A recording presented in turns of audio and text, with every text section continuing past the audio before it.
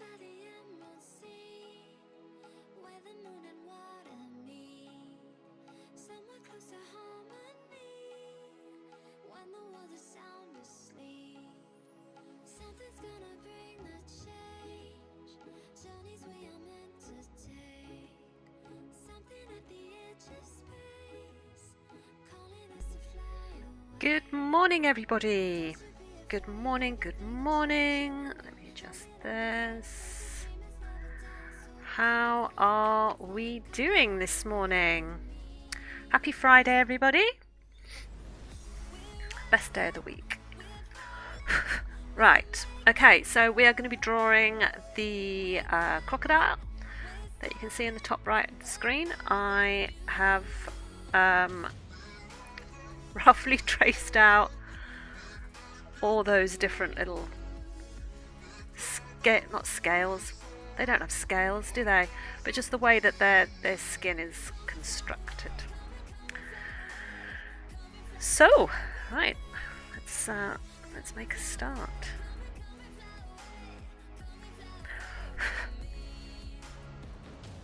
Right, I'm going to start off with this warm grey 2, just to sort of get a base colour down that I can work with.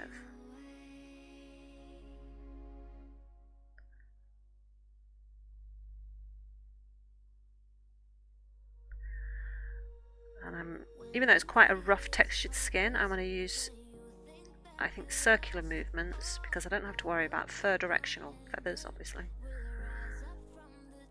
So just to sort of try and make this different surface.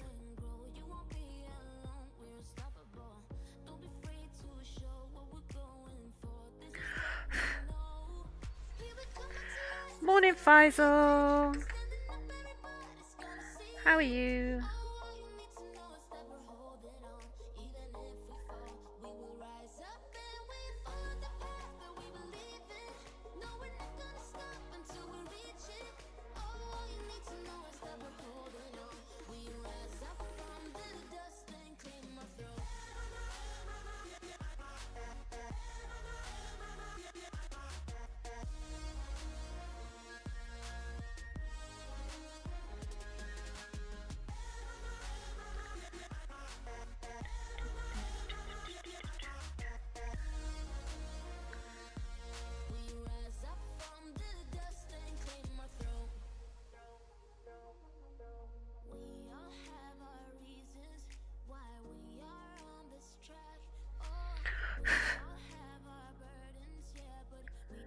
I'm just going to get a few of these scales down with the base layer before I sort of go in and start blending and just try and get the effect of this crocodile skin, which I think is actually going to be quite hard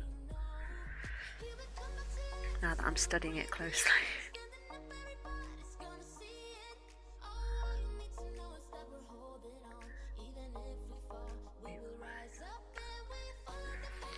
Yes, good morning to you. Good morning, good morning, good morning.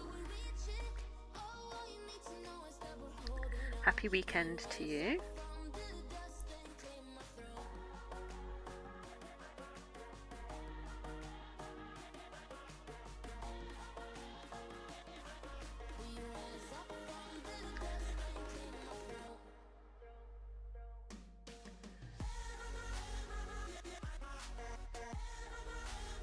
I'm going to leave in these pencil marks that are just sort of indicating where all these like scaly bits are, just because I'd need to sort of draw them in later anyway, so I'm just going to leave them in and they can show through.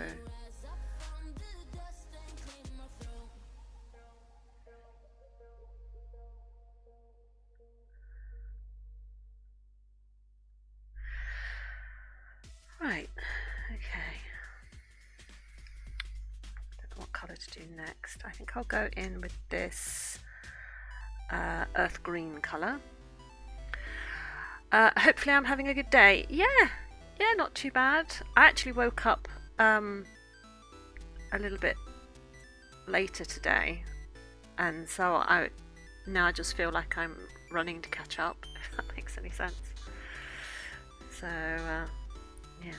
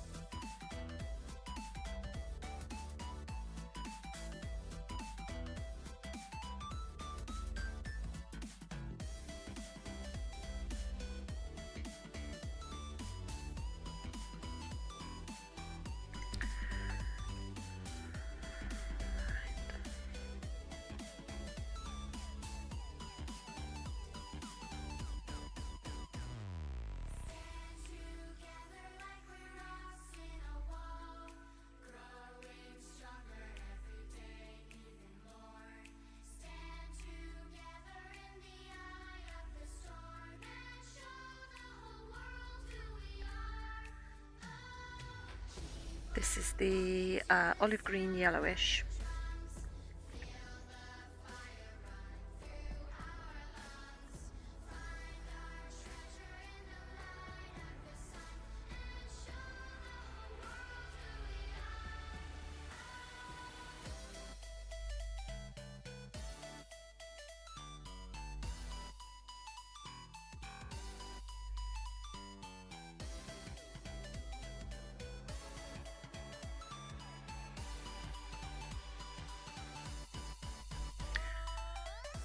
It's a little bit blurry. I'm just sort of shading it in ever so lightly at the moment. It's hard to see until I get more detail down, so you just have to bear with.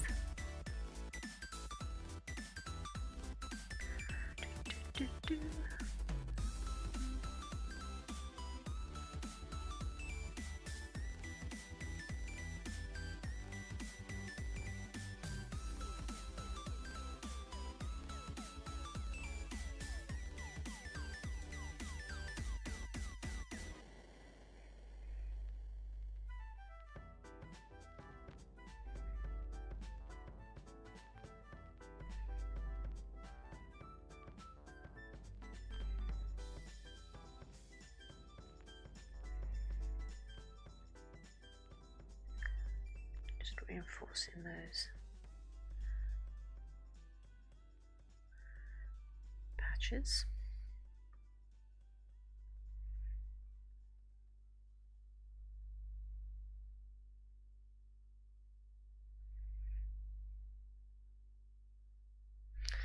Right, I need some sort of brown, but I think I'll go for Nougat.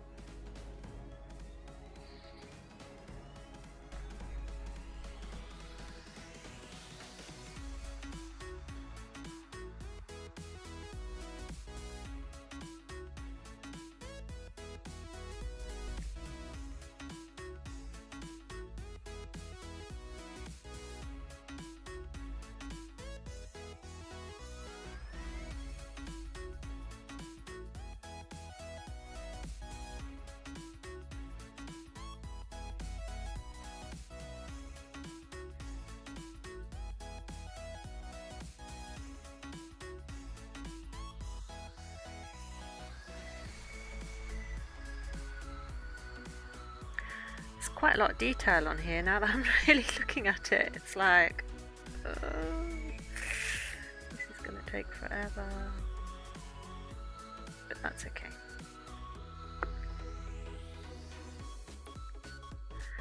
We want to make a good job of it, don't we?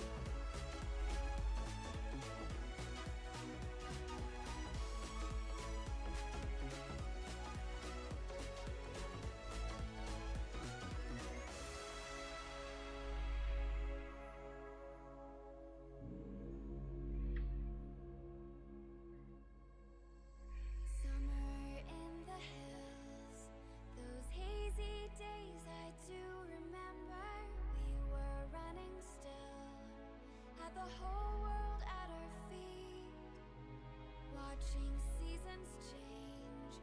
Our roads were lined with adventure, mountains in the way couldn't keep us from the sea. Here we stand, open arms. This is home where we are, ever strong in the world that we made. I still hear you in the breeze, see your shadows in the trees, holding on, memories never change.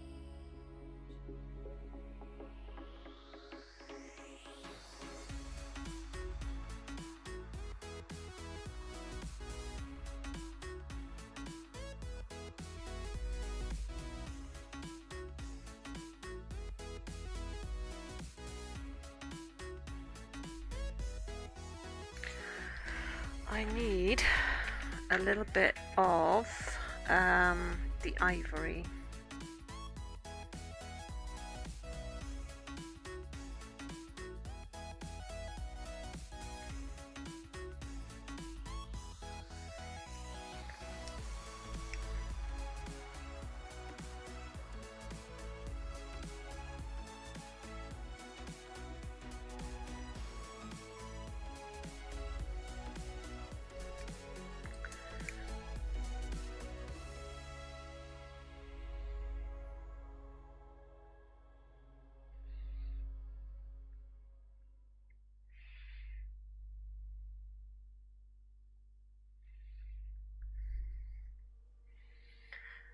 Just starting to put in a front tooth.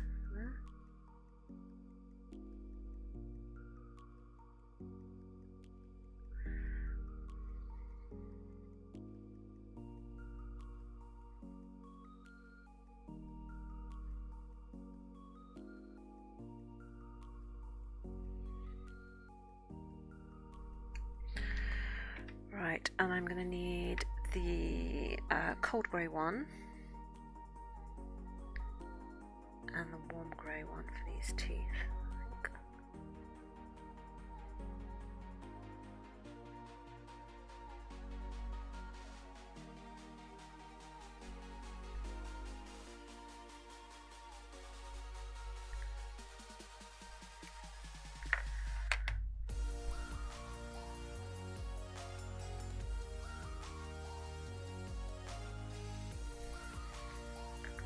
Quite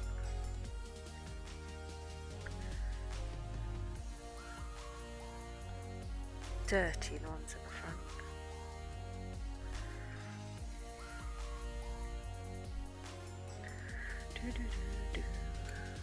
Right, let's do earth cream.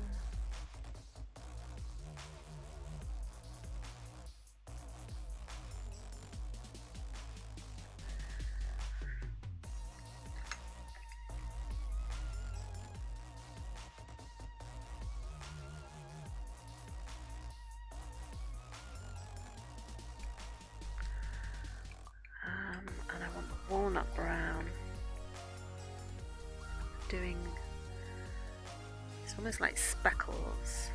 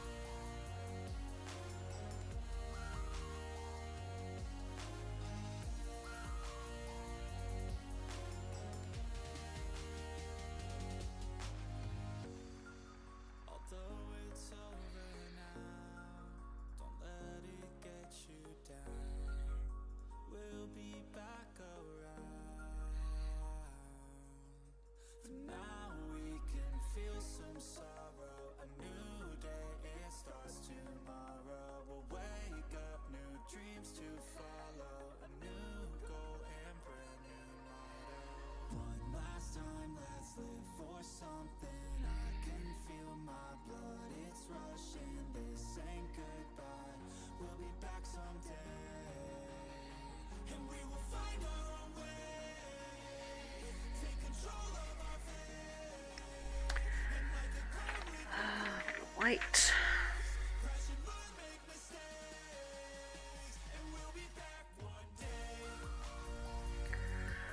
Morning, Artsman.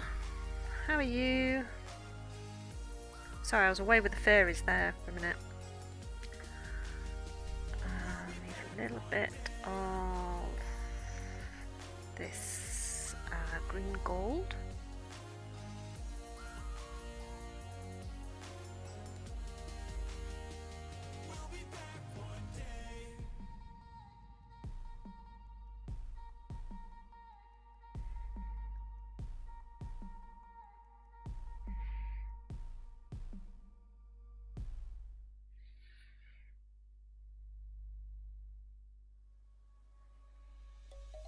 Let's sing a song full of hope, full of pain. Why don't you sing along, my friend? For it's our last refrain. Forever young. I'm glad you're well. Yes, yeah, I'm fine. I'm just really concentrating on this. It's just each little patch of skin has just got so many different colours in it, and I'm just sort of trying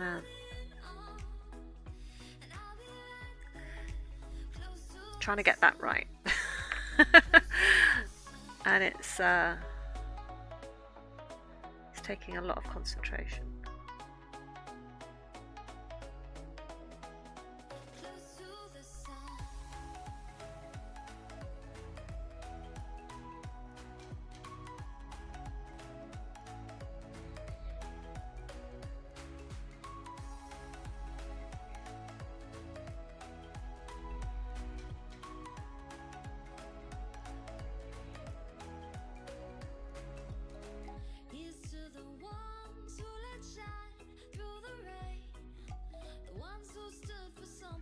I had a look at,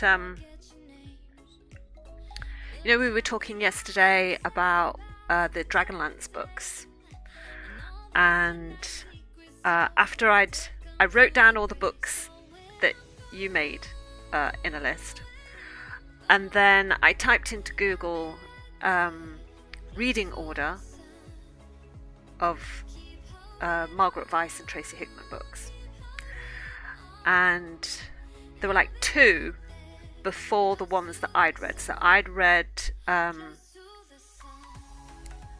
of the Twins, War of the Twins, Test of the Twins, something like that. And so there was 2 books first, then there was my 3. And then there was this huge long list. So the ones that you told me about, but so many, many, many more others. And this list just went on and on and on. And I was like, oh my God, this is gonna take me forever. So anyway, I've written it all down.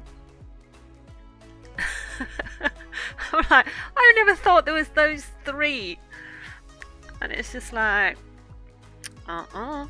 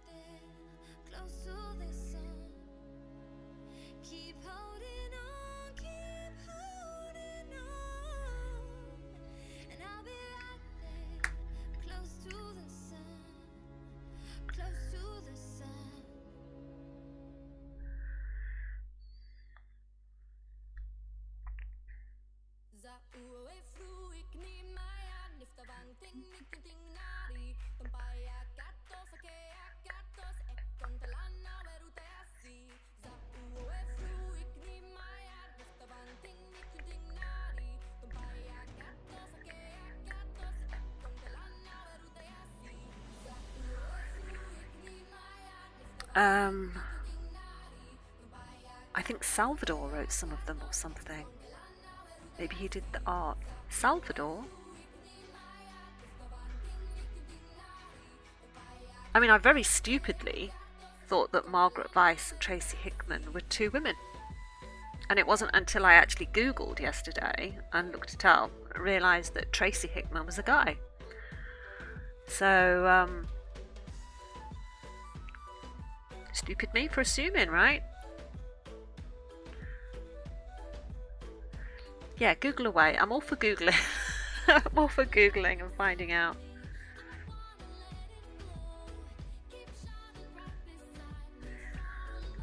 Where I go, so thunder comes and the storm becomes the night.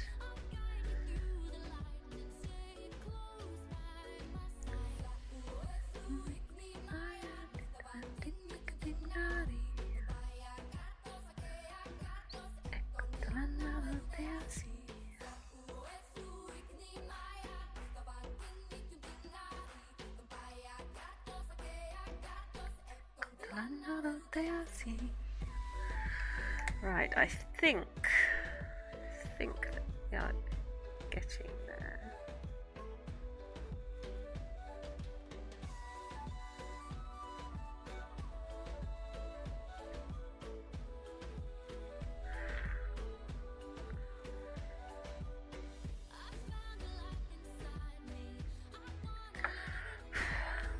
Keep shining right beside me, follow where I go.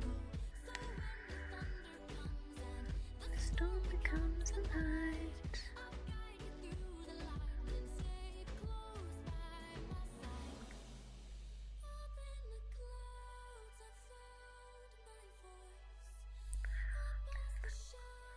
Some broken noise.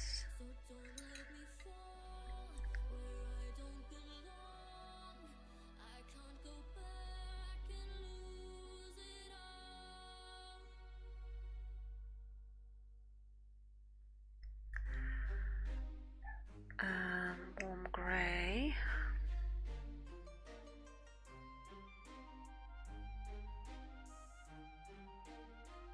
I'm alone here on my island, floating in the sky. I'm high above the world I used to know, and I'm far from any danger, safe from any failure. Guarded, I found shelter in the storm. I'm hiding in the blue, safe between the clouds. Oh, the dog's barking at something. I can't be found. Was a soldier in the legions, fought against the demons, fought against the monsters made of gold, but they stormed across Arcadia, following the nation. I'll bring that up slightly so you can see just a little bit closer. So just starting to get some of those colourings in. The crocodile has got like a lot of spots in the skin, so you can just see it better there on that close up. It's getting there.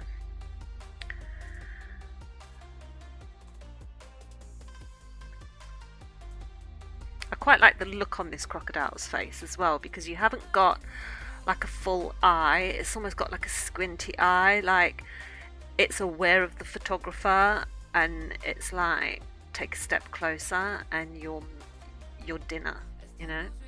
I quite like that. Salvatore. Hi Nat, good morning to you. Happy Friday. He wrote a few series including the Forgotten Realms books. Oh yes, I forgot about those. Turns out today I was supposed to be covering people's lunches, so I'm here for an hour. Right, okay.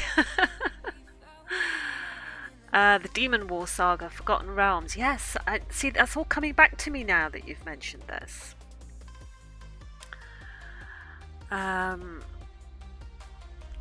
A quick day for you. Mind you, no, not in the UK, Artsman, because I used to cover people's lunches. When I used to work for Clinton Cards, I used to cover people's lunches, and people's lunches would start at 11 o'clock in the morning and finish at 3:30. And I had to work that solidly to cover for everyone else's lunches. I would be starving. I always remember the Clinton Cards that we had was on Clumber Street in Nottingham. And whenever I had to cover the lunches, I would always make sure that I would always be given like a 15-minute break right before the lunches began. And I would go upstairs and I would always have like some sweeties in my bag, and I would like stuff my face with sweets. Because health, you know. And I'd cover for the lunches, and then it would get to 3:30. And literally 4 doors up on the opposite side of the street was a McDonald's. That's exactly where I went. Every Saturday, whenever I had to cover for people on a Saturday, I went straight to McDonald's, got a cheeseburger, large fries, and a milkshake, because you just gotta, right?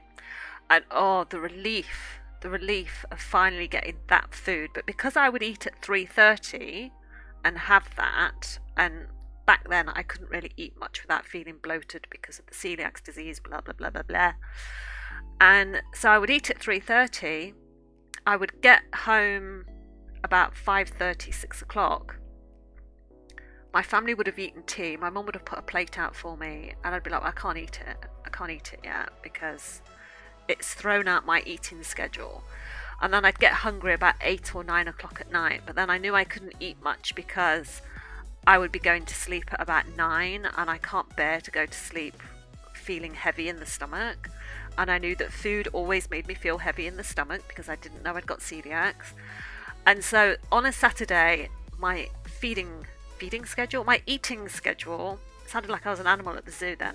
My eating schedule would just be thrown completely out of whack, just because I covered for people's lunches.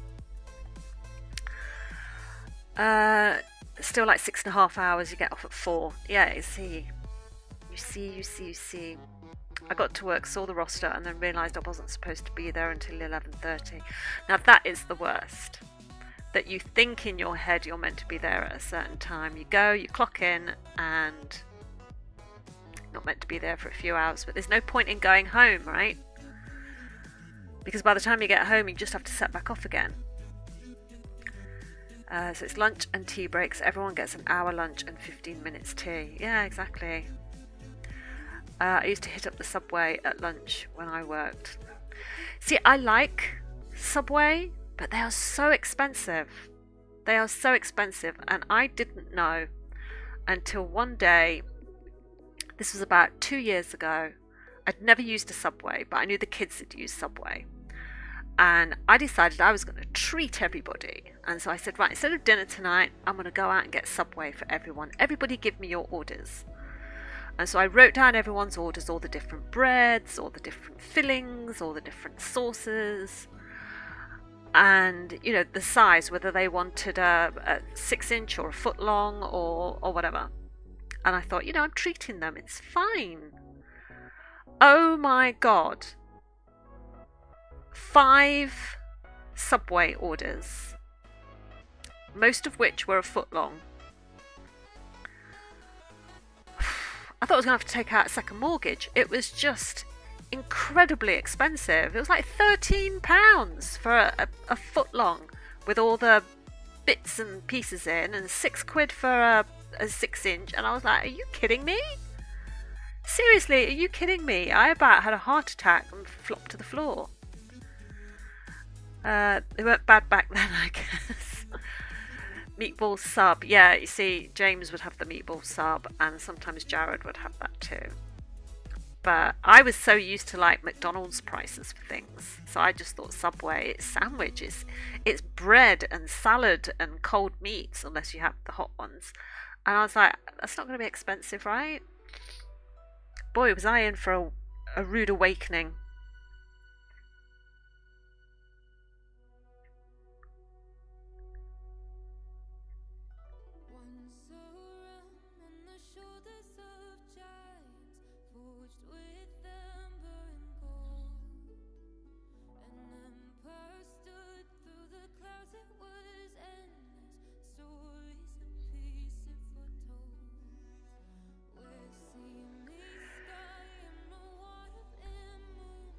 Back to McDonald's for you. Yeah. Well, I can't eat at McDonald's. I can't eat at any of the takeaway places because I have celiacs. They don't have anything at McDonald's that I can eat because everything comes in buns and they don't do gluten-free buns. Spain apparently does gluten-free buns. And everyone will say, well, you can eat the meat patties. The meat patties are meant to be 100% beef, so surely you can have those. Well, no, because they don't cook them in an exclusively gluten-free area. They're put on places that could be potentially contaminated. And No, McDonald's doesn't have gluten-free buns. No.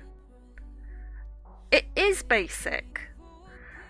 It's very basic. It's like they don't even do decaf drinks in McDonald's. I remember going into McDonald's once and there was this really surly looking teenage boy behind the counter and I was desperate for a hot drink and I thought McDonald's are bound to have decaf, right? It's the most basic of requirements. And I went in and I said, could I have a decaf coffee please? And he just looked at me like I was a piece of dirt on his shoe and he says, you think this is a cafeteria? He said, this isn't Starbucks. He says, we don't do decaf. And literally that's what he said to me. And I was like, you rude little shit. But it was like, yeah.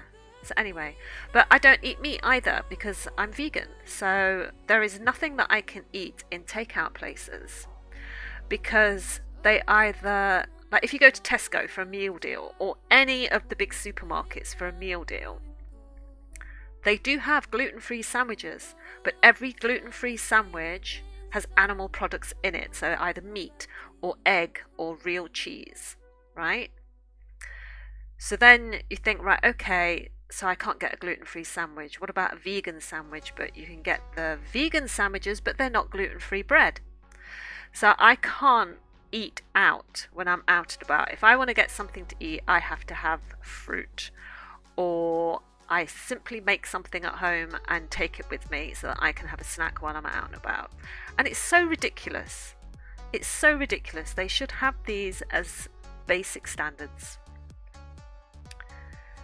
His name was Ugg. I tell you, I created a few names for that lad when I left. I think I was like 40 or so. I was 40 something years old when I went into McDonald's and asked for a decaf coffee and got that response. And this kid was like half my age. I mean, I was always like raised to respect your elders, right? And not like I was an elder or anything, but I was 40, so I was much older than this guy. And I was like, how dare you? How dare you just talk to me like that? Like I was stupid or something. It was like, duh, you know? It was like, Great for customer service. I certainly put something on TripAdvisor about that one.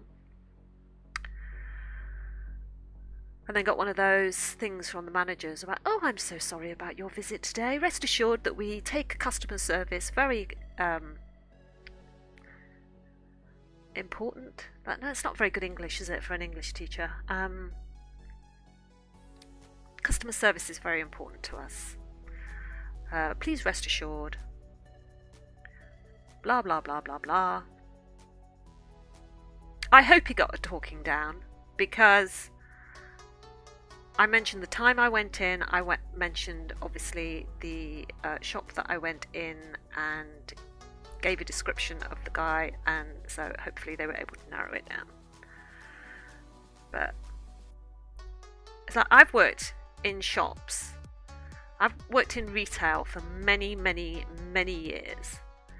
And yeah, there are times when the public wind you up and you just wish that you could talk to them and say things, but you don't because it's your job on the line, right? And it's just like how you can talk to someone like that and just be so bloody rude. I'm just trying to think if there are any other examples that I've got of someone being really rude to me in the shop, but I can't. Not in a shop, but I do remember when I worked at a doctor's surgery and I was a medical receptionist, and this was before I became their phlebotomist, so before I started taking bloods, and I was working on the front desk, and this young lad who was in his teens, but he was there on his own. He'd been to see one of the doctors, been in the doctors for a while. And when he came out, the doctor had obviously given him a prescription. And it had to have been this young lad's first time at the doctor's surgery and dealing with prescriptions because he didn't know what to do with it. So he came out with this prescription and stood in line at the front desk, waited his turn. But I was very much aware that he was in the queue. Because there's always a queue at doctors because of the way he kept looking at his phone and tutting and sighing like, why wasn't I working quicker? But people had lots of complex needs and I was trying to work through them and be effective for everybody. And then he gets to the front of the queue and he doesn't say a word, he just thrusts the prescription at me. And I'm like, well, what is this? And so I sort of take it and I look at it. And he's been given some prescription for some antibiotics or something. And, but it's been signed, it's been stamped, and I'm like, I just looked at him and I said, oh, thanks. Is there something wrong with it? And he just looked at me like, you need to fill it. I'm like, we don't fill it here. He goes, well, where am I supposed to go then? Where am I supposed to go? Like, he was already angry. And it's like, he's not even said hello or please can you help me or anything like that. And I said, well, if you just go out of our main doors and turn right, there's a pharmacy. And you can go there and get it filled. And he just sort of snatched it out of my hand and went, oh, and walked off. I was just like, whoa, thank you so much. Bye. And I was just like, oh, I hope I never have to deal with that guy again. And inwardly you're seething because you're like, this was 2019, so not that long ago. And when I get spoken to like that by very young people, it's like, has no one ever taught you any manners? How have you been raised? Because it's just, I was raised with manners and taught to be polite to people and try and help people and be kind. And it's just, when people are like that, it just gets my goat. You have examples as a janitor. Oh, well, please do tell. Please do tell. There's a girl that works at the pharmacy at Walnut here that's pretty unfriendly. Yeah, it's like, when people get jobs in customer service and then they're rude, it's like, did you have any inkling of what the job description was before you took this job? And how on earth did you get through the interview? It is shocking how some people have no sense of respect. I've always got told, it takes nothing to say please and thank you. You catch more bees with honey than vinegar, right? So that's what I was always told. If you are kind and respectful, people are more willing to help you than if you go in there with an attitude and start shouting and raising merry hell. And the way some people are, and I'm like, is that how you get through life? Are you just permanently angry? It's just, it befuddles the mind. It really does.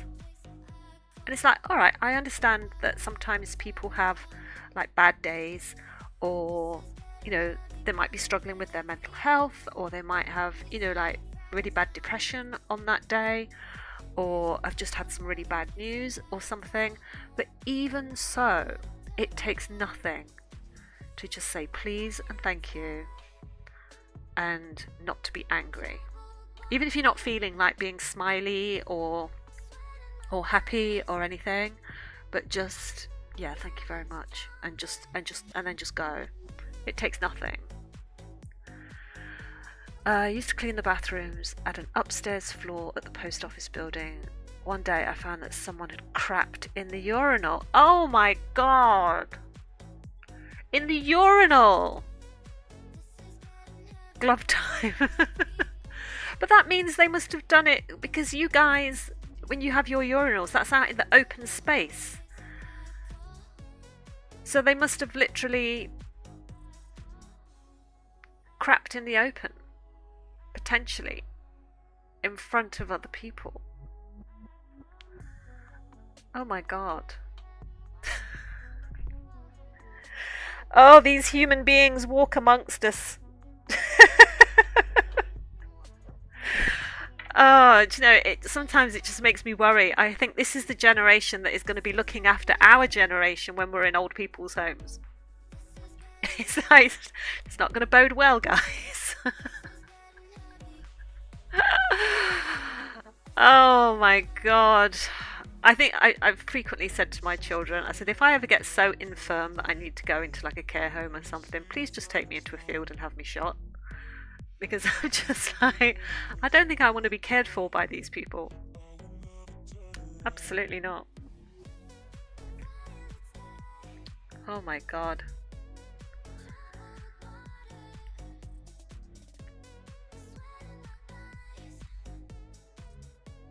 I think we've all got some really good stories, haven't we, about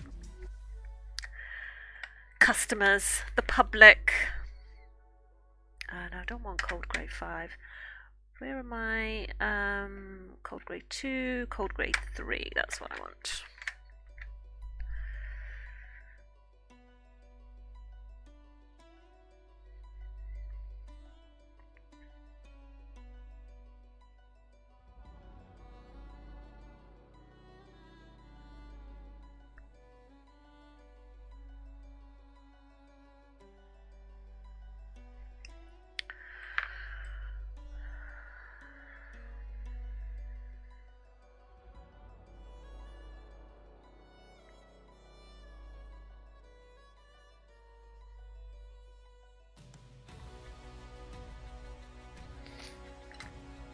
Where's my dark brown? Is this one my dark brown? Yes.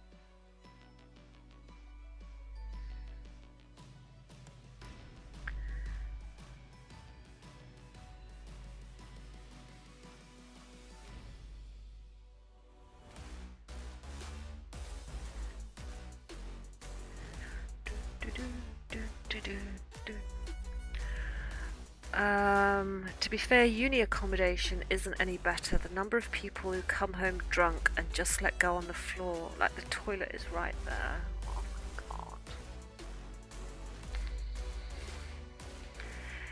Yeah, I think uni accommodation, because, I mean, as far as I'm aware, students like to party, right?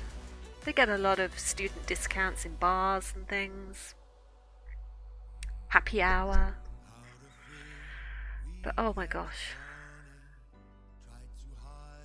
It wasn't open to the public, so anyone could have done it. Well, yeah, sure, anyone, but, you know, I mean, even a cat knows how to go in a litter box.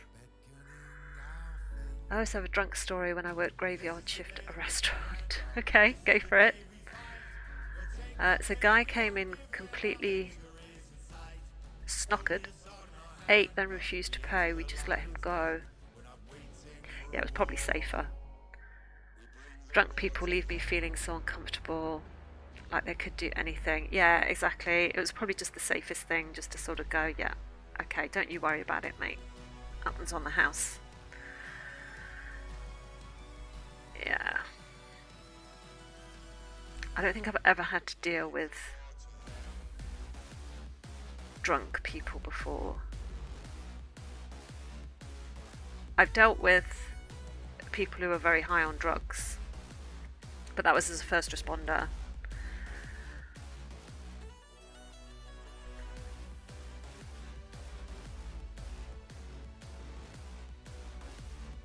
I think I've told that story before of I got called out on a 999 call to it came through on my phone as unconscious male, and as I'm driving there I get an alert on my phone that it's not safe to enter this property, do not go in by yourself. And because I was a lone woman working on my own, right, and it was like, there's a red flag at this property, do not go in. So I sat outside, so I'd found my parking space, which I'll tell you about later. I sat outside and waited until my phone went again, and they said, right, we've spoken to a female that is in the property, and the female has said that she is guaranteeing your safety if you want to go in, but it's your call. You can either wait for the paramedic crews to get in there, or you could go in. And I was like, unconscious male could be anything, right? I mean, it might just be someone who's passed out from hypoglycemia or something like that, or it could be he's just passed out because he's fainted, he's had a vasovagal, or it could be something much more serious. And a lot of people don't realize that people have stopped breathing, right? That they're having a heart attack. They just think, oh, he's just passed out. They don't think to check. And I thought, well, I'd better go in. If this woman is guaranteed my safety, and so all my training came back to me that if you enter a property where you're unsure, always leave your exits wide open. So don't close doors behind you, leave your doors wide open, always be aware of your exits. And all this was sort of flooding my head. And I went in, it was a red hot day, absolutely red hot day. And this group of people had apparently been out in the back garden where the casualty was, partying and drinking and taking drugs and smoking weed. There was that very distinct aroma when you walked into the property. And I went outside, and all these people were gathered around their passed out friend on the floor, and they were stood there with a garden hose, on, sort of spraying the water all over him, laughing and chuckling and everything. And I was like, could you stop doing that, please? Because I thought, I can't get to him if they're sort of spraying water over him. I said, could you stop that, please? What are you doing that for? And they're like, oh, we're trying to wake him up. He's not waking up. And they were cracking up with laughter. They thought it was absolutely hilarious. They were literally staggering about and falling all over the place. And I was like, oh, great. Yeah, you know. And went to this guy, and the smell of alcohol that was on him, and I was like, how much has he had to drink? And they were like, oh, I don't know, we weren't keeping count, but he's had a lot. And they thought it was hilarious, and they were sort of like falling about, staggering and everything. So I put him in the recovery position, because he was not in the recovery position. They'd not even thought to do that, to sort of protect his airway. And his respiratory rate was really quite low. It was staggeringly low. And so I put in a tongue depressor to sort of keep his tongue out of the way, because I thought if he throws up, because it's clearly consumed a lot of something, and if he throws up, I don't want to have his airway blocked. I want him to be able to breathe. And he was breathing, so I'm just sat there waiting. So I checked to make sure that he'd not banged his head when he went down, that he'd not got any injuries or all this. And at the same time, these guys decided that it would be much fun to start spraying him with water again. And it was just like, could you just back off? Could you just give us some space? Maybe take the party inside and wave down the paramedics and everything. And so I'm outside looking after this guy when the paramedics do finally arrive, and they sort of take over and literally have to lift this guy up onto the bed and wheel him out and everything. And I never actually saw him regain consciousness, and as far as I know, he was still unconscious when they took him off to hospital. So he must have consumed an awful amount of alcohol, and he smelled like someone who could have been susceptible to alcohol poisoning, because I've seen that before as well. And so yeah, they whisked him out, and that was the job. On which, when I got back to my car, because I'd had to park over someone's driveway with my ambulance, which is, it looks like an ambulance, I'd been given a letter on my window screen telling me off for parking over someone's driveway and blocking them in when there was nowhere else for me to park. Even the ambulance had to double park and block the street when the paramedics arrived. And yeah, so that was that job. So yeah, fun times. Fun times. I did find out later that the guy was absolutely fine.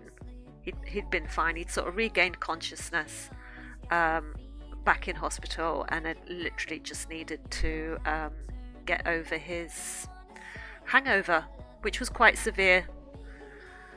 So yeah, it's not a safe job for paramedics and first responders. They don't know what they're going into sometimes.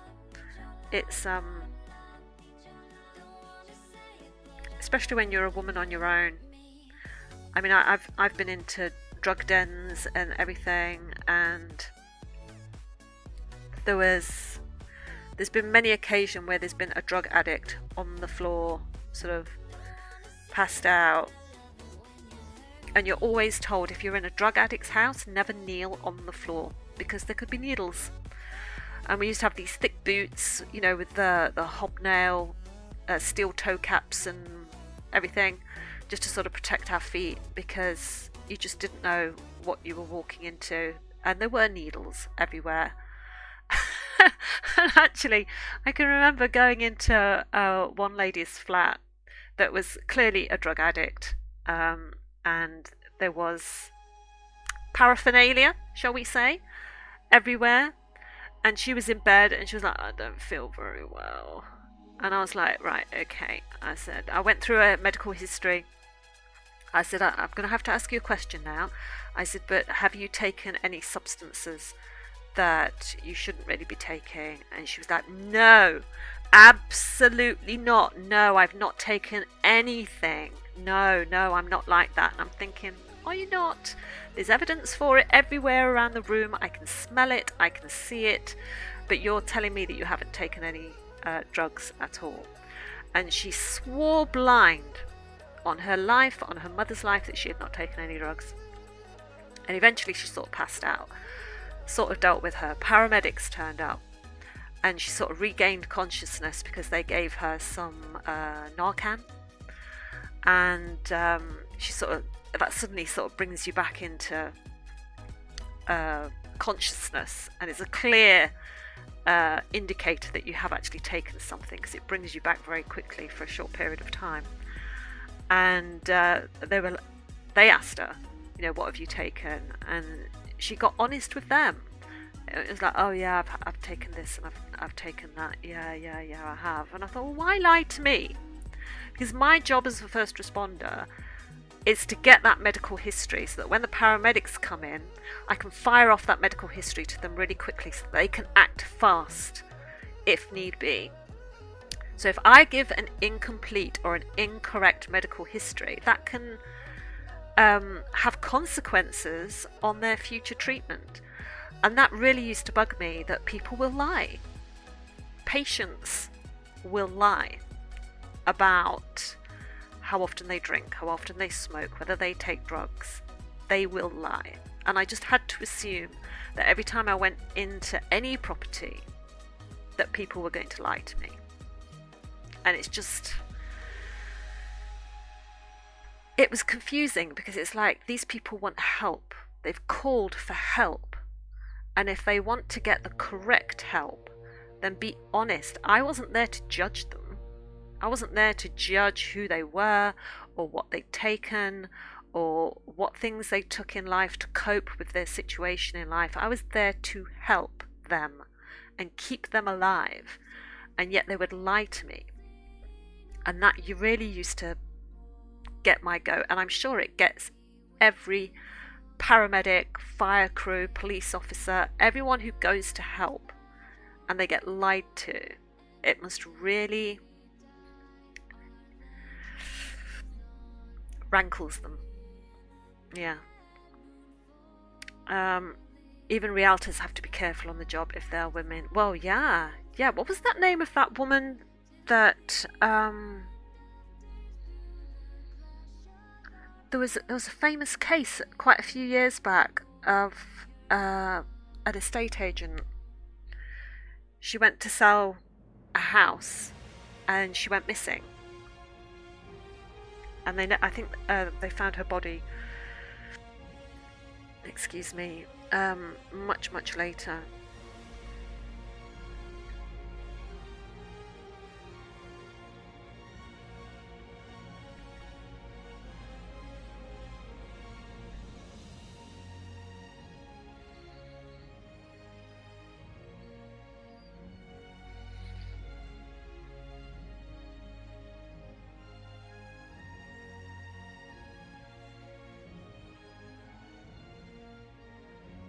Is it Susie Lamplugh? Is that who I'm thinking of? Let me just Google. Susie Lamplugh. Yeah, there we go. Susie Lamplugh was a British estate agent reported missing on the 28th of July 1986 in Fulham, London. She was officially declared dead, presumed murdered in 1993. Oh, so they still haven't found her. The last clue to Lamplugh's whereabouts was an appointment to show a house in Shorrolds Road to someone she called Mr. Kipper. Yes. She has never been found, and the case has remained a mystery. Police declared convicted murderer and rapist John Cannon their prime suspect, but there was insufficient evidence to charge him. Wow, yeah. I remember that case so well. So 1986, I was 14. Crikey.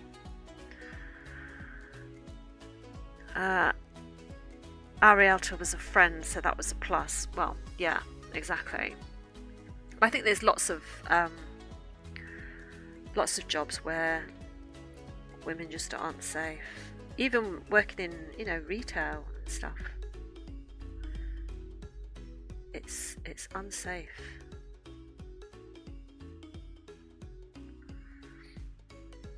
Our first big tooth.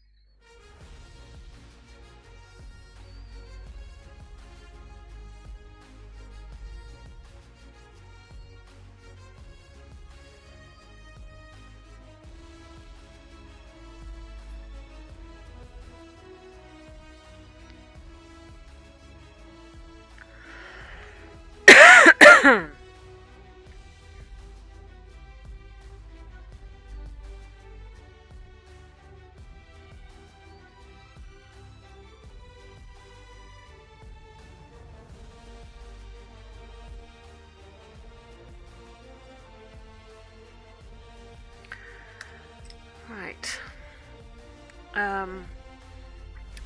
You gals have to keep your heads on a swivel for sure. Absolutely. Absolutely.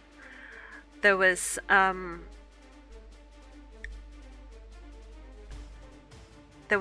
murder when I lived in Nottingham. There was a murder of a young girl called Colette Aram, and it was while I was in secondary school, and the murder happened in like the next village over from us. And I just remember being really scared because her name was Colette Aram, and obviously my name is Nicolette. And I could just remember having this really illogical thought in my head that he was going to collect victims with the same name or a very similar name.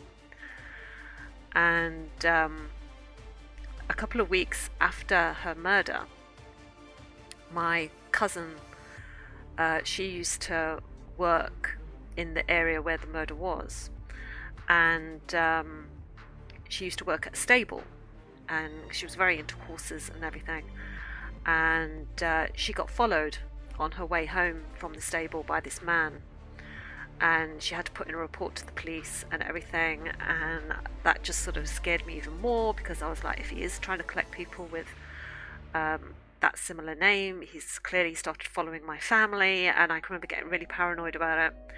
But our secondary school decided that, I mean, at the time I thought it was a good thing, because it was like they brought in a self-defense expert, and our PE lessons, our physical education lessons, for the next 6 weeks, instead of doing netball or swimming or hockey or cross country or any of those things, we were taught self-defense classes. But the self-defense classes were only taught to the girls. And I remember these two huge Rastafarian men came in, and they were brilliant. They were absolutely brilliant guys. Really funny, but really serious about what they did. Clearly they travelled around the country teaching girls self-defense. And so they taught us all these different moves, how to escape neck locks, how to escape being attacked from behind, and all this. But not a single thing was said to the boys. Not a single thing. Like, the boys weren't taught how to protect themselves, and nor were the boys taught that, you know, attacking females is bad. It was literally, okay, there's a murder out here, girls, you've got to learn how to defend yourselves. The boys weren't told, maybe you should walk home with, if you see a girl on her own, or a couple of girls on their own, offer to walk them home, or something like that. They weren't taught anything on how they could help, or how they could do anything. It was literally the responsibility was on the girls to protect themselves. And, I mean, at the time, I didn't think that way. I was just like, oh, we're being taught how to defend ourselves. That's great. We need this, especially me, because I have the same name, or a very similar name. But now, looking back at it, I'm like, there's that whole... The responsibility was on the girls to protect themselves, and not on anyone else being taught that this was how they could help. Do you know what I mean? I used to get sized up sometimes by guys, but that's it. Well, yeah, I mean, because you guys have that too, don't they? You get a lot of people who will look for other guys that they can overpower and control. I mean, my brother got beaten up once. I think I've told you about that. If you wear a tank top out here, you get sized up. Oh dear. But yeah, I mean, you could put that down to, oh, your clothing choices made you a victim. It's like, did they though? Did they though? Because look at how often girls get asked that if they get raped. Oh, but you were wearing a short dress, or you were inviting attention. Had you been drinking? Had you taken anything? Were you out celebrating? Were you acting just a little bit too free? It always falls on the victim. Whether you're male or female, it falls on the victim to prove that you weren't inviting this sort of attention, right? I've actually never had any problems. Good. I'm also very oblivious though, so maybe I have, but I just don't pay attention. Unfortunately, there's a rift and no one is trying to help. No, I mean, I was always told that the best way not to invite attention is to look like you belong, and that you are confident, and that you are self-assured. So I was always told, don't go out with a ponytail, because a ponytail is something that somebody could just grab and use to control your head and your neck. So I never used to put my hair up, which is stupid. A girl should be able to put her hair up, but I was like terrified to put my hair up. I was always told to make eye contact, strangely, because I used to walk down the street. If I was walking down the street on my own and a guy was coming towards me in the opposite direction, I would never meet his face. I would always sort of look down and away, and, you know, because I didn't want to grab his attention. But I can remember being told back then, you meet his eyes. You don't look down, because as soon as you look down and away, you're in a submissive position. So you always meet their gaze as if, not like it's a challenge, but just to let them know that you have seen them and that you would be able to provide a description. And you keep your head up, you keep your shoulders down and back, and you walk with confidence. But I don't know, I still think, well, I don't know, I have lots of thoughts about this, but a lot of people in power, people have free will, guys make choices, it's never the lady's fault as far as I'm concerned. No, nor mine. But I'm old-fashioned. No, I don't think you're old-fashioned at all, because people do have free will, and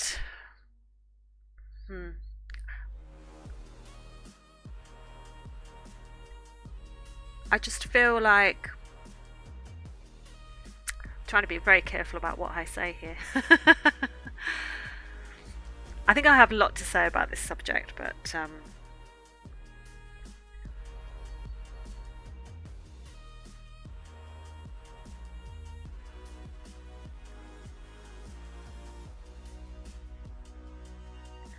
I just remember that I still had all this in my head, right, about how to look confident and self-assured and not be a victim, and, you know, walk with your car keys in between each knuckle so you've got a weapon and stuff like that. And yet I still, when I was 17, had those guys try to drag me into a car. So it's like you can do everything that you get told to do, and still it's sometimes it's not enough, you know, because if someone's decided that they're going to commit a criminal act, whether it is beating someone up, whether it is a sexual attack or whatever, they're going to do it anyway. Do you know what I mean? They're going to think, right, okay, you're the one I'm going for, whether you walk with confidence or not.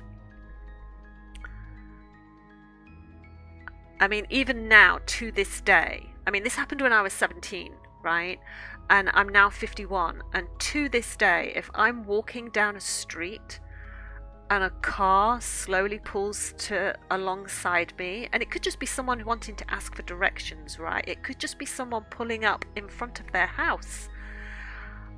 I get the heebie-jeebies, I start to panic, my heart starts to thunder in my chest, and I immediately turn, look at the car, I clock the number plate, I start remembering the number plate, I look at the driver, I look to see how many people are in the vehicle, and I'm constantly assessing. My mind is going crazy because I feel like it just gives me a flashback to 3 men in a car trying to drag me into the back seat. I mean, I was lucky and I escaped. I can't even remember how I escaped, but I remembered all the things that those guys had taught me in self-defense classes, how to make a lot of noise, how to never stop fighting, and I must have kicked and fought and enough for them to let go, and I managed to escape and run away. But that is in my head every single time of, what if I hadn't got away? What would have happened to me? And so there is that is always in my head. And so whenever I'm, like I say, whenever I'm out today and someone pulls up next to me in a vehicle, it's, yeah, I'm sure you can imagine. I heard someone say men are the best defense against men. They can help their friends pull back from doing stupid things. Well, let's hope so. Let's hope so.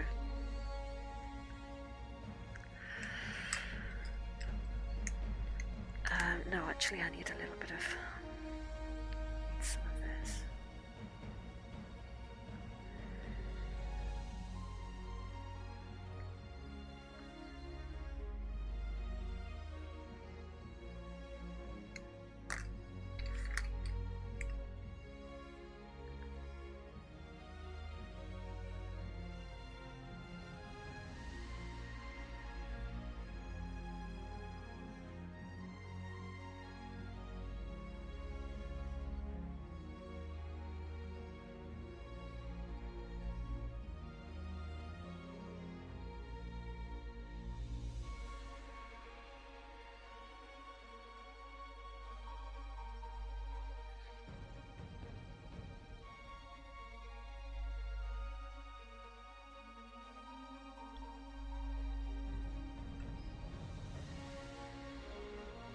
Getting there with those teeth. We can also encourage each other to do. We can also encourage each other to do those stupid things too. Wow. Yeah. It's I think especially when people have taken something or they've drunk something, you know, inhibitions lower, reckless abandon sort of comes into it, and they should know better, but alcohol or whatever has befuddled the brain.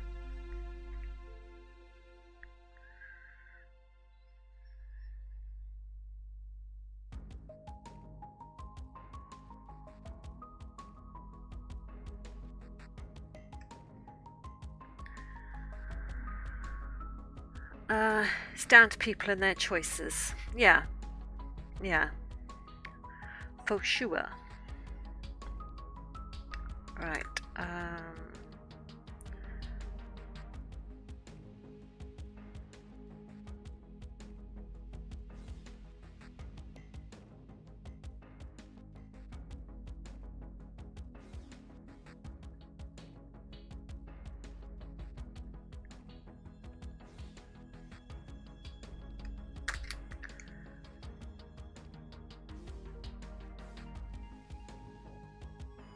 Cool, we got serious today, didn't we?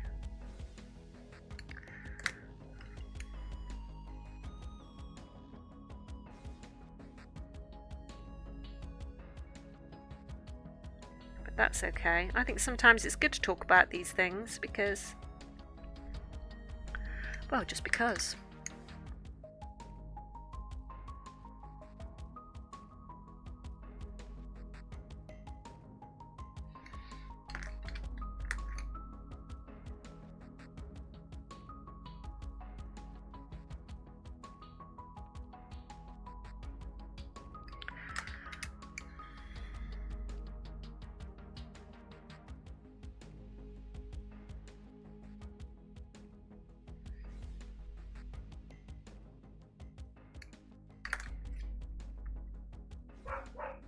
Oh, there goes Rosie.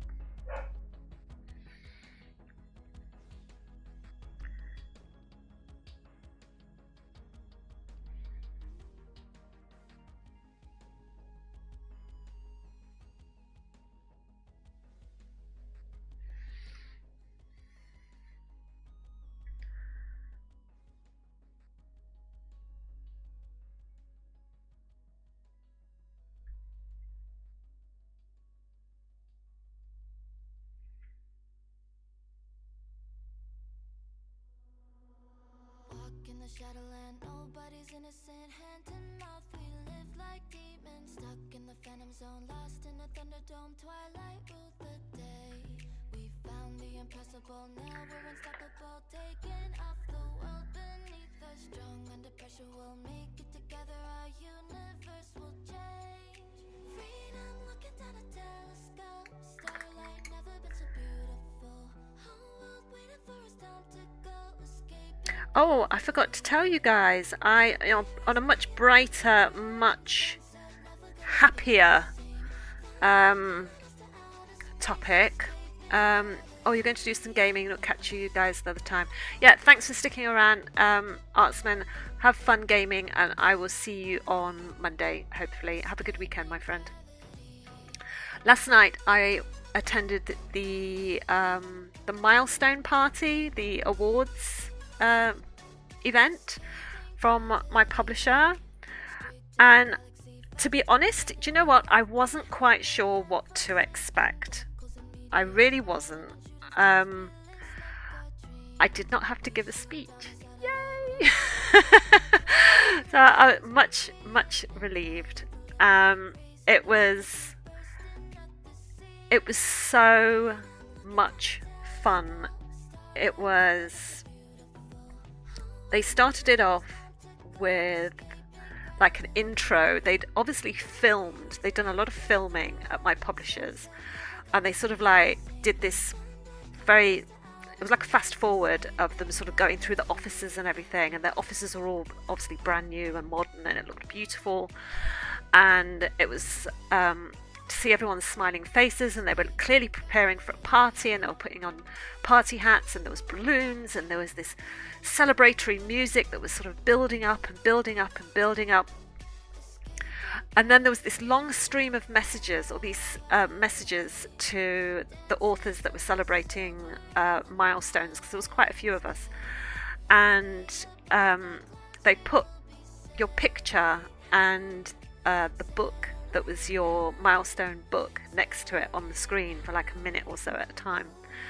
And there were all these messages of support and congratulations and well done. And then, you know, editors were giving speeches and saying what it was like to work with us. And there's just so many people were wishing you as well. And it was such a celebratory atmosphere. And there was a little dance party.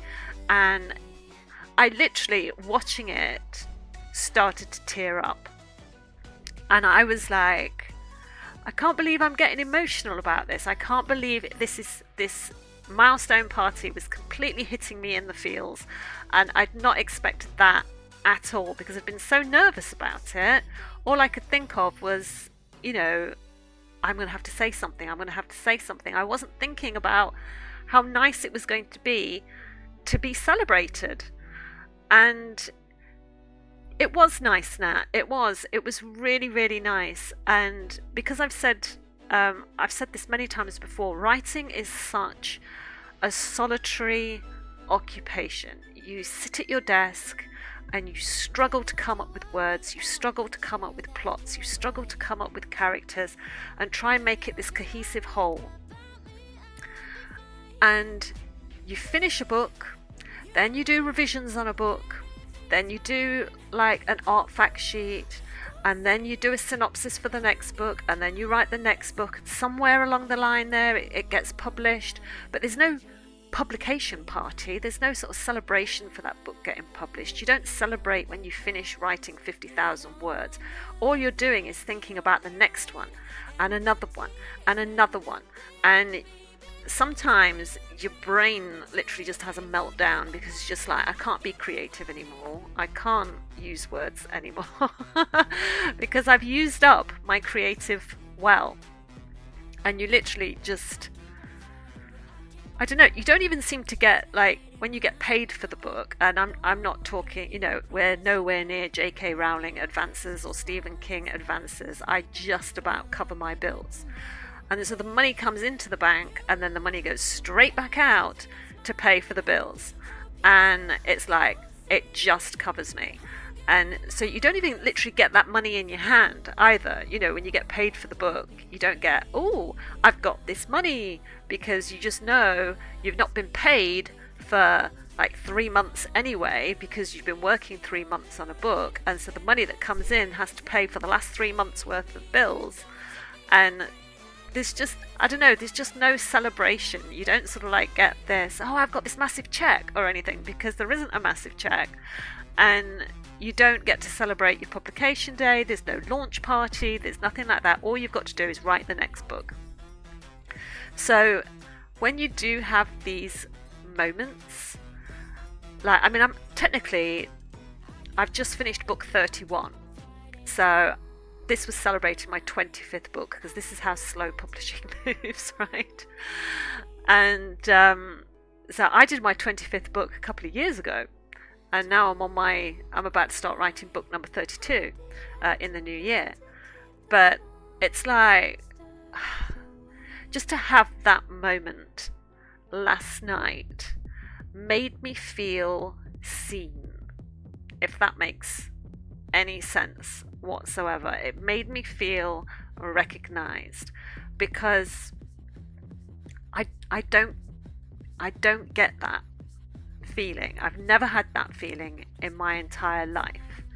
So to have that moment where my publishers were saying, we see you, we thank you, and we want to celebrate you, that moment for me last night, I think that's why it got me so emotional about it, because it was like, yes, they recognize the work, they recognize the passion, they recognize the dedication to writing all of these books, and I get seen. Because also in my house, right, I mean, you know my family, or most of you do anyway, like, my husband doesn't read, because he has dyslexia and he doesn't really like reading, to be honest. My eldest son has dyslexia, so he doesn't like reading. And even though he's really good at writing, he doesn't really write. And he's a streamer, as you know. And then there's Becca and Jared, who... Becca reads on occasion, but she's not like a bookworm. But neither of them write. And obviously Jack, my youngest, he started reading some anime books. But he's not a writer either. So there's no one that I know in my family or I have living close to me that is a writer or understands what it's like to be a writer and the mental struggle that it puts you through every time you sit down to write. So to have that moment last night, and it wasn't very long, but it was so nice. I can't explain how nice that was yesterday. I mean, I'll show you my hang on, I just need to cover up some details. Oh my god. Let me just see if I can get this to cover that up. So they sent me this. So you can see 25th book from Harlequins. It's really heavy, solid paperweight, and it's got my name under there and the book that was the 25th book. And this is really solid. This is the thing that I said, you know, this could cause blunt force trauma if you wanted to do someone in. Because this is a really, really heavy book. So I've now put that on my desk because I feel I need to, in those moments when I'm having those moments where I'm just feeling like, oh, I can't do this anymore, writing wise, I can't think of any more words, I'm quitting today. I've got that little award on my desk now that is going to push me forward, and I'll show you I don't know if I've shown you this already, but I will show you the flowers that I got. So they sent me these flowers as well, and they were beautiful flowers, really nice. And it was just so nice just to feel appreciated, you know. So yeah, it was really, really nice. And now I'm going to stop waffling on and being all sentimental and soppy. Promise I'll do a bit more art.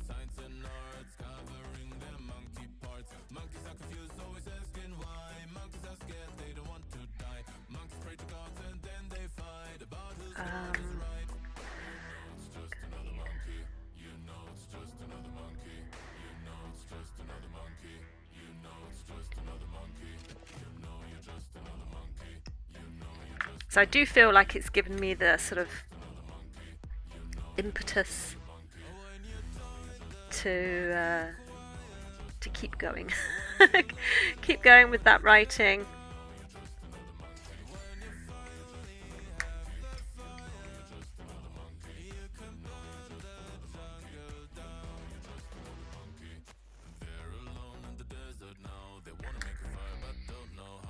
That's beautiful. I love getting flowers.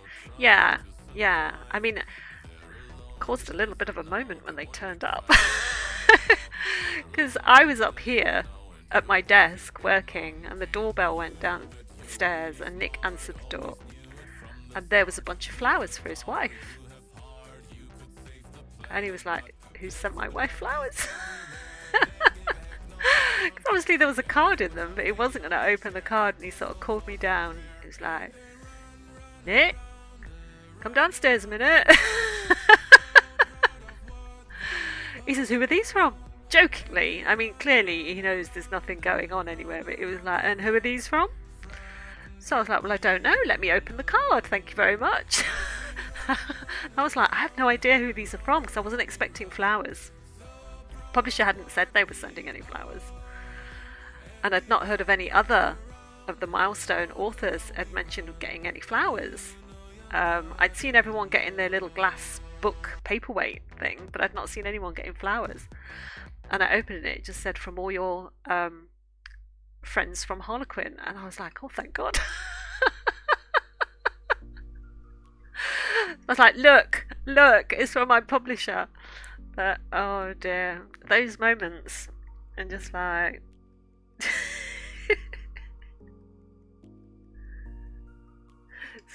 it's not funny, but it was kind of funny.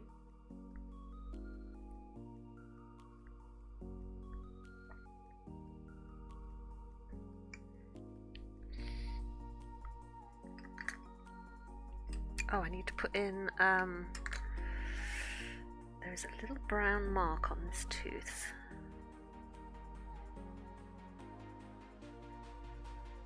It's almost like, I don't know if it's food or whether it's got like a little crack in the tooth.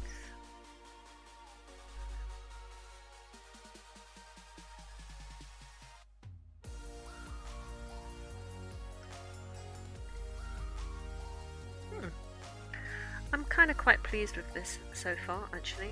I wasn't too sure when I got started,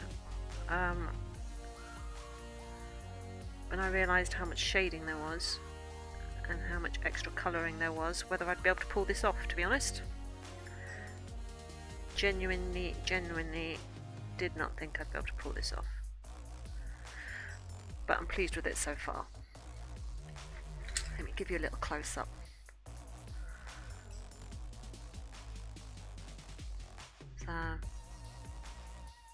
Yeah, I really like those teeth. I think because for a long time I've sort of been like, I've been looking for a really good dragon picture to draw, because I wanted to draw something with like snarling teeth and breathing fire or something, and I've not been able to find a decent picture that I've been like, yeah, I want to draw that. And especially something that's copyright free, royalty free, because obviously I have to be careful which images I can use. This one, did I write down who? I felt sure I wrote down somewhere who submitted this picture to Pixabay. I'll find it sometime. So this kind of gets me close, because we have the teeth, and we have this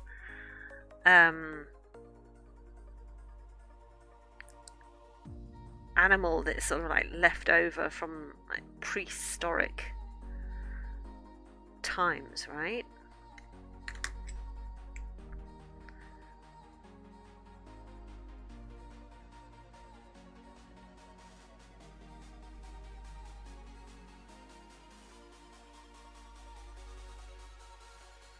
And this animal is fierce. I mean, this could take your arm off. And I find that quite thrilling, because I'm weird like that. So I want to do him justice. I mean, it might be a female for all I know, who knows? But I want to be able to get the beauty of this animal, the history of this animal,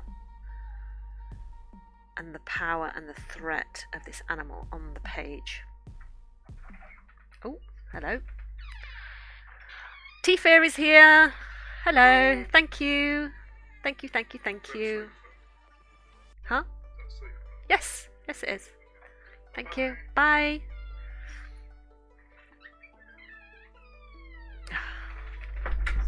Tea.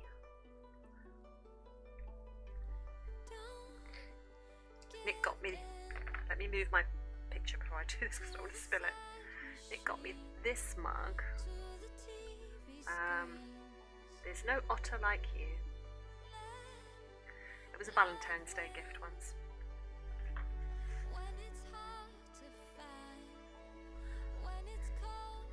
Otters. Yeah, one day I'll have to draw an otter, right? I think that would be cute, drawing an otter.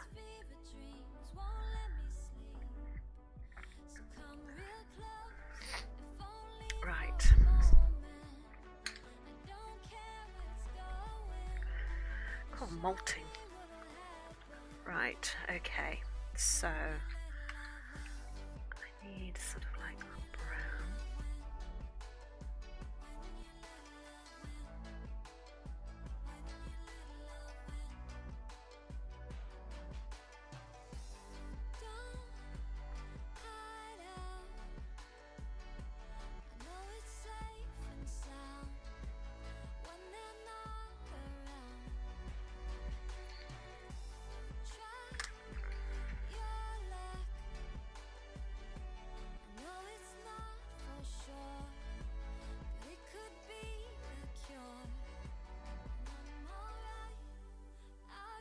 But I will keep looking for a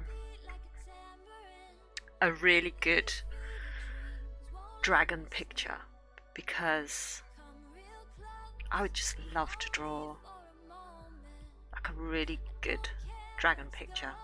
I mean, the thing that I don't get, right, and this is a thing that puzzles me, is there's a guy that I watch on Twitch, and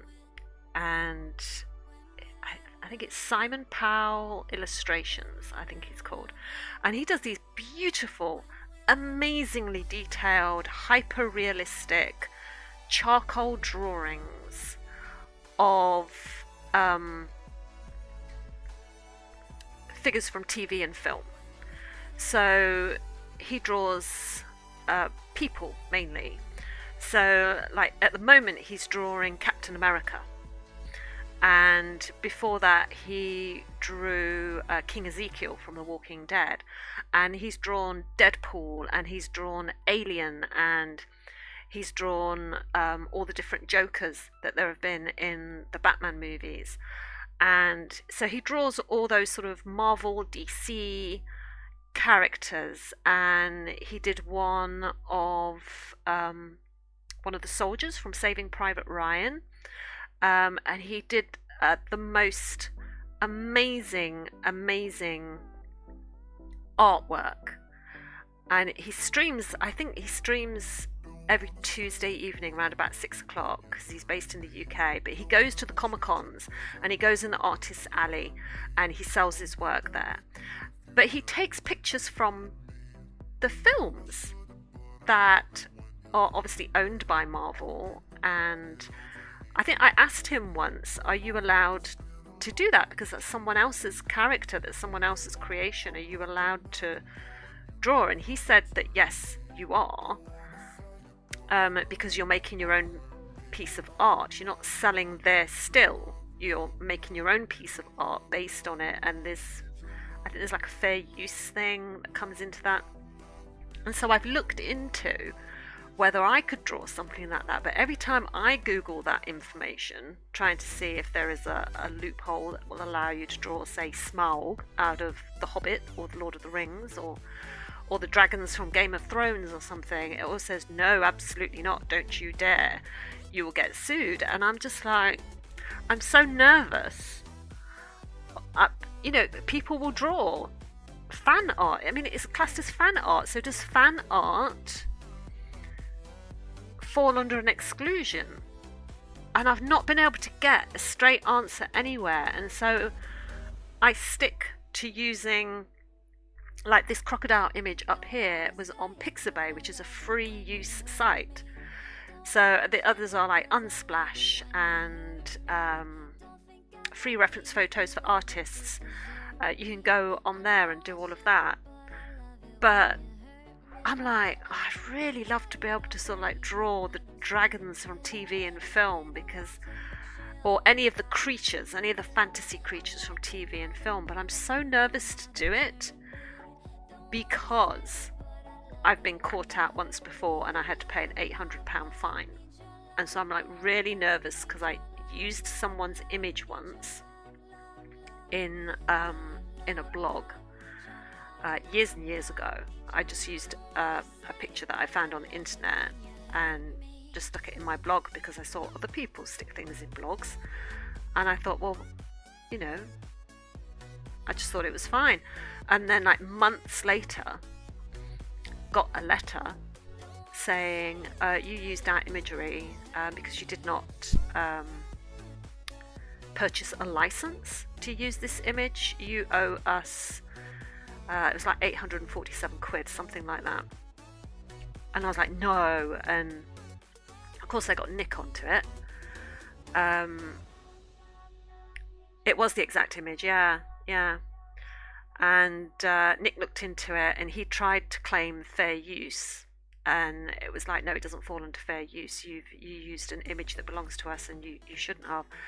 And even now I will see other people put images on Facebook or Insta or in their vlogs, and it will have like a watermark to say that this image is owned by someone else. And I'm like, well, I hope you've bought a license for that, because otherwise you're going to get a letter in a few months. If you're doing a reproduction, then it's okay. Well, this is what I get told, that it's okay, and fan art falls under something else. But then if you're going to sell that fan art, because this guy does prints, and obviously he sells his originals and he also sells prints, and it's like, well, I don't know. I can't seem to find a straight answer anywhere for it. And yeah. So all of that to say, that's why I decided to draw a crocodile, because I wanted to draw an animal with really fierce teeth, because I couldn't get a dragon.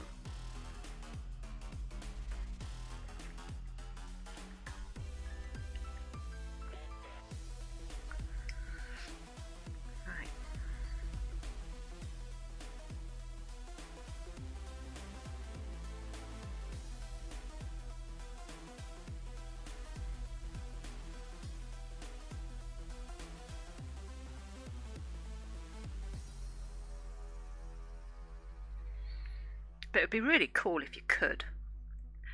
If it does fall under fan art,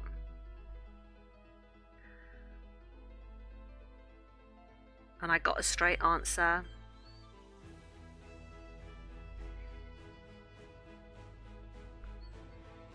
I think I'd probably end up having to change the title of my channel from Nicolette's Animal Art to just Nicolette's Art, because then I would just go crazy and draw all the things that I want to draw.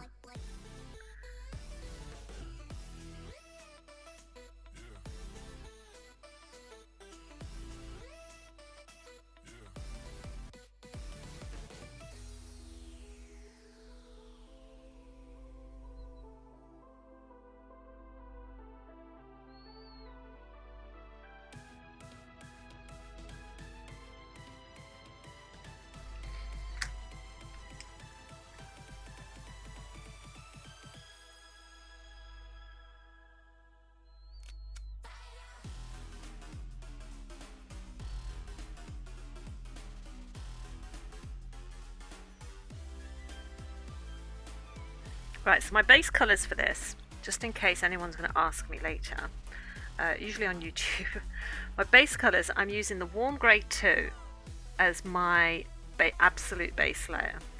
And then on top of that, I'm using the Earth Green. I'm also using, for darker shades, Olive Green Yellowish. For the little hints of yellow that you're seeing around there, I'm using the Green Gold. And then for the browns, I'm using Nougat, and for the real dark browns, I'm using Walnut Brown. Because I just know that later on YouTube, someone will say, what were you using?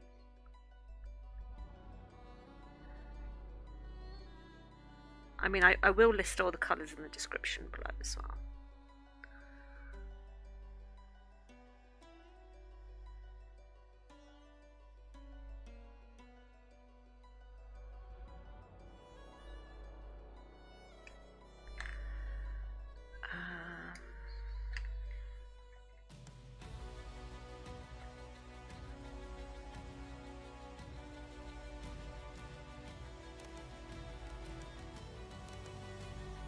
I mean, because like I drew the, you know, on Discord, I put on Discord, because it's a private channel, the picture of the Predator that I drew. But Predator is owned by Disney, and Disney can be quite litigious, which is why I've not shared it on my Instagram. It's why I've not put it anywhere else on a public forum, because I'm just terrified that they will come after me and say, well, that's our character, we have copyright on that character and you didn't buy a license to draw it. So that's why I've kept it privately in the Discord group. Some people also don't mind as long as you give credit. I know that with some crochet patterns that I use, I'm allowed to sell if I give the pattern owner credit. Yes, I've done that too. But I think people who sell their patterns in the first place, because you've bought that pattern, you're allowed to then sell the item afterwards. It's just as long as you don't sell the pattern as your own. You know, like you say, if you give the pattern owner credit, because I've had that too. So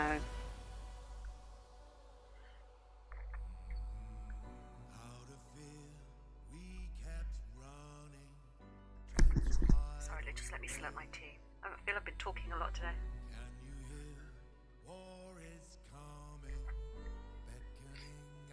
But I'm very happy with this crocodile so far, to be honest.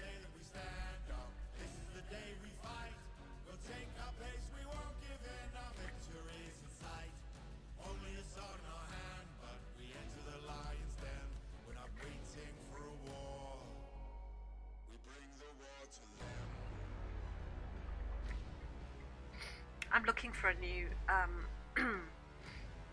crochet pattern to work on, actually. Sorry, let me bring that back down. I don't know if you heard me. So I'm looking for a new crochet pattern because I've got a lot of white DK and I've got a lot of black DK. And so I've been looking on Ravelry, which is a website where you can get like all different crochet and knitting patterns, some for free, some for not, which I'm sure you know about, Nat. But just trying to find a pattern that will allow me to use up all this white and black wool. But I haven't found anything that sort of takes my fancy. I've got loads of little balls of wool that are all different colours, you know, little oddments. And it would be nice to find something a little bit scrappy that I could use. And I sometimes think of just doing like just a sort of scrappy blanket just to sort of finish them all off. Am I looking for like clothes? No. I find with clothes that I don't like crochet in clothes. I like knitted clothes. I just think that they sit better and are less chunky. You can get finer. I know you can obviously get like lace weight stuff, lace weight clothing for clothing, but if I'm going to spend time making an item, I want to be warm. So I don't want that really chunky look that you would get from crochet. I would prefer it to be knitted. I don't know if I've got enough to sort of knit myself a jumper in black and white, though I suppose I could stripe. I could get like a basic pattern for, say, a basic crew neck jumper, and do a top down in like black and white stripes. I could do that. You could do granny squares and make a blanket or a shawl. Yeah, granny squares great, but I get bored very quickly doing the same repetitive thing. So I tend to like a pattern that as you expand, there's a different instruction for each new line, if that makes sense, or just to sort of keep my brain interested. I'm just trying to think of the pattern that I did. I made a blanket once. God, what was it called? Sophie's Universe. Was it Sophie's Universe? I'm going to have to... Was it Sophie's Universe? Let me just have a look. Sophie's Universe blanket. Yes, if you look up on Ravelry now, Sophie's Universe blanket, I made that. And I loved that because I used up all my different colours. Every new round was a different colour, and every new round was a different pattern or repeating section. Plushies, yeah, I like making plushies. They're really good. They're so quick to make up as well sometimes, especially if you use the thicker wool, the soft plushy wool. You don't usually get bored because it's a short self-contained project. Yeah, absolutely. I mean, you saw on my Discord, I showed you the mouse that I made and the little baby Groot. They were so quick. I mean, they literally took me a couple of hours to do those. Well, Groot did. I think the mouse took me like 2 days to do in total. The Freddy Krueger that I made, that was such good fun, and I made that for a friend who was very much into horror, and he collected a lot of Freddy Krueger merch, and I knew he would not have this, and so I crocheted him a Freddy Krueger, and he loves it, and he's actually got it in his living room with the rest of his collection, and it stays out on display. The blanket looks complicated. It's really not. It's really not. I mean, if you just take each new row as, you know, it's chains, it's single crochets, double crochets, and front post and back post crochets, and that is it. It's well, you know, it's all the standard things, and occasionally you make bobbles. And if ever I got stuck on a stitch, then I would go to YouTube.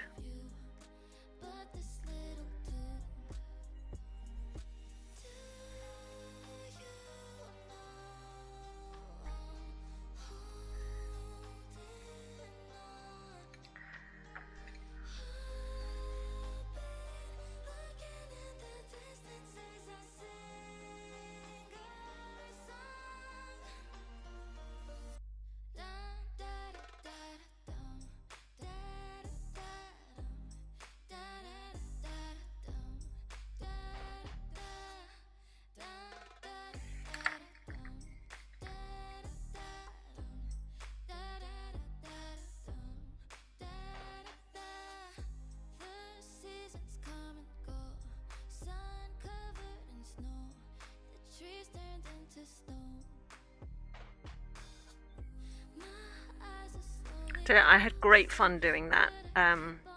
Sophie's Universe. I do like making like the big blankets like that because you use up all your little oddments and stuff. Crochet always looks so difficult when it's actually not. No, it's really not. I made a scarf recently.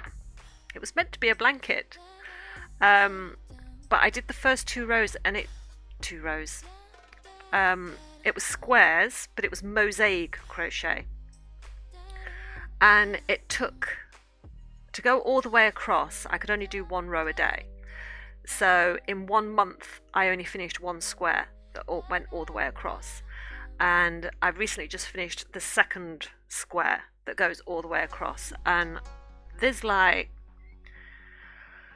many rows, many squares, and I was just like, this is going to take me years and years and years. I actually sat down and tried to work out how long it would take me. It would take me like 6 years to complete this blanket, and I just thought, no. So the 2 rows that I'd got, I put tassels on the end and made it into a scarf. If I remember, I will bring it up so you can see the mosaic crochet, because Becca looked at it and she went, oh my god, that looks really difficult. I said, it's really not. It was single crochets, double crochets, and front post crochets. That was it. It wasn't that difficult at all. It just looks complicated and strikes the fear of God into everybody.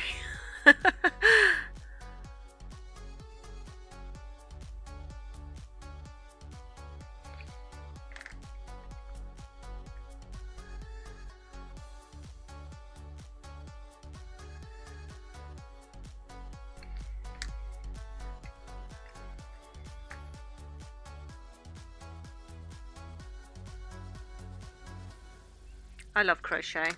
I was able to pick that up really easily.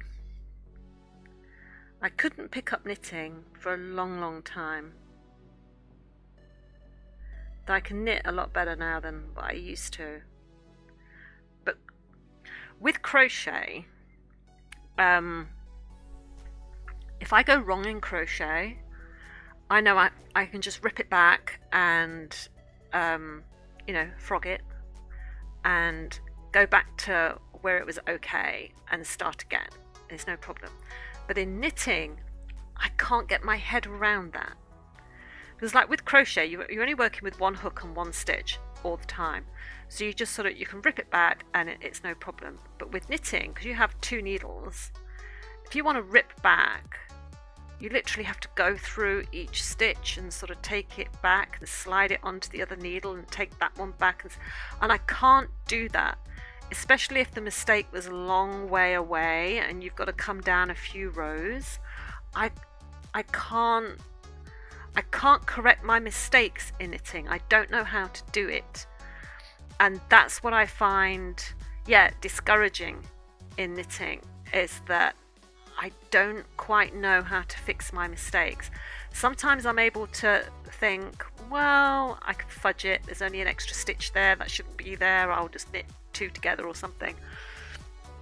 But with crochet, I can fix a mistake, no problem. I can go back, I can see where I've gone wrong. I can, if you're changing colours, that's no problem. Whereas if you're changing colours in knitting and you've got to carry your thread, so you have those strands across the back for colour work, and everything has to be loose enough but not too loose.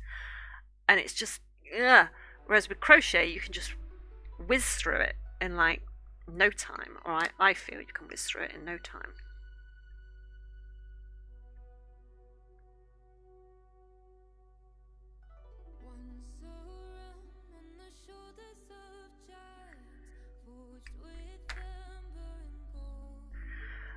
And the other thing, sorry, I was looking for the earth green, is that with crochet, I can do it without looking at it. I can do it by feel, if that makes sense. No matter what type of thread that I'm working with, I can do it by feel. Whereas with knitting, I have to stare at it intently.